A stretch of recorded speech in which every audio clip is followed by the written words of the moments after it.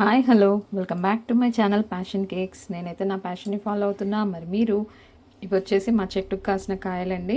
చిన్నగానే ఉన్నాయి, బట్ కొయ్యాల్సి వస్తుంది ఎందుకంటే కోతులు చిలుకలు అసలు కాయలు ఉంచట్లేదండి. కాకపోతే లాస్ట్ 2 years బ్యాక్ అనుకుంటా అండి ఒక చిన్న వీడియో అయితే తీసుకున్నాను, అది మీతో షేర్ చేసుకుంటాను. ఇప్పుడు చూడండి నేను కాయలు ఎలా కోసాను అనేది, చాలా ఈజీగా ఎలా కోసుకోవచ్చు అనేది ఒకసారి అయితే ఆ వీడియో చూసేయండి అనమాట.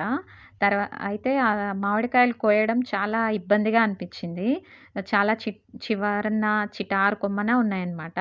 అయితే ఆ మామిడికాయలు కోయడానికి ఒక చిన్న ఐడియా వాడాము. అది చాలా చాలా ఈజీగా, చాలా అందరికీ ఇలాంటి చెట్లున్న వాళ్ళకి అందరికీ యూజ్‌ఫుల్ అవుతుందని ఈ వీడియో పెడుతున్నాను.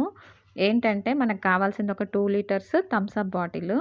అది ఇప్పుడు నేను చూపించిన షేప్‌లో సెంటర్‌లో ఈ షేప్‌లో కట్ చేసుకోవాలన్నమాట.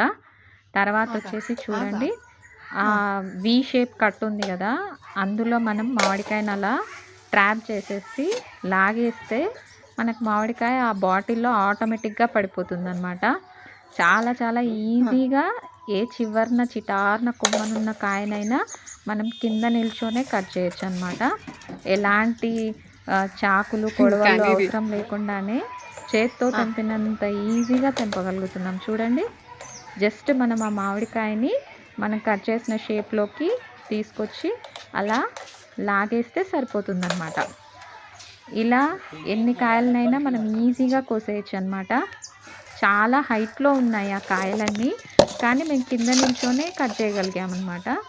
చూడండి ఎంత ఈజీగా వచ్చేస్తున్నాయో కాయలు.